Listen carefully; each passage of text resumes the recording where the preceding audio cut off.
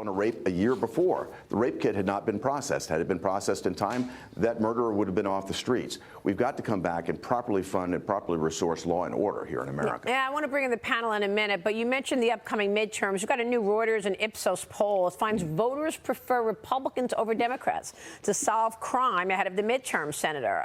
You're talking about your bill with Marsha Blackburn. Where is that going? I mean, do you expect it to get down for a vote?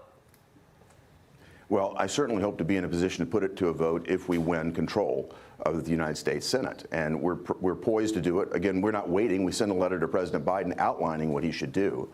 But again, we had every Democrat in the United States Senate vote against deporting those illegal aliens that are here and have committed felonies.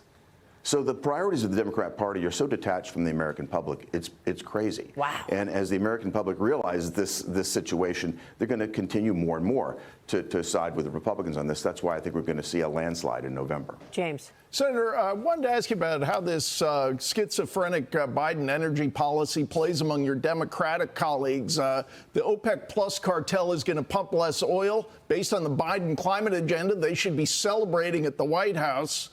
Instead, this is bad because, of course, they want a short-term political fix. But I'm wondering, among Democratic senators, do they do they get confused about which message to go with? Are they saying, yay, less oil production, good for the climate? Or are they criticizing OPEC Plus for not pumping oil as the president would like?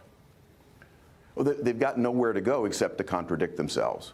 Again, what they want to see, I think, is gas at $15 a gallon in America. Whatever it takes to force us into some sort of not before November. green new energy fantasy. Yeah. But not before November. You're exactly right. They want to get reelected. They want to stay in power. But then they want to turn around and force America into this green new energy fantasy that they're proposing. It doesn't work. We don't have the infrastructure. I've been here in Tennessee all week talking with people about how we're going to put the infrastructure in place even to do this. It's not possible. This is a pipe dream. It's a political pipe dream, and they're destroying the American economy in the process. Senator, we're waiting on jobless claims this morning. What kind of an economic story are you expecting next year? You know, it's not looking great, Maria. And again, if you look at the policies of this administration and the misplaced priorities, they just don't seem to be in touch with the economy whatsoever. And if you think about the inflation that we're trying to deal with now, I argued back, more than a year ago that this was not transitory. Right. We got on this too late.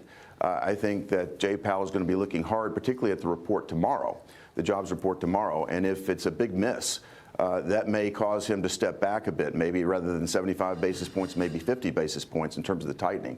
But he sent a very clear message to the marketplace that he's focused on inflation, but that inflation has been precipitated by the policies of the Biden administration. I'll go back to where we started. Yeah. If Joe Biden would just take his foot off the throat of the American energy industry, we would have much less inflation right now. Senator, thanks so much.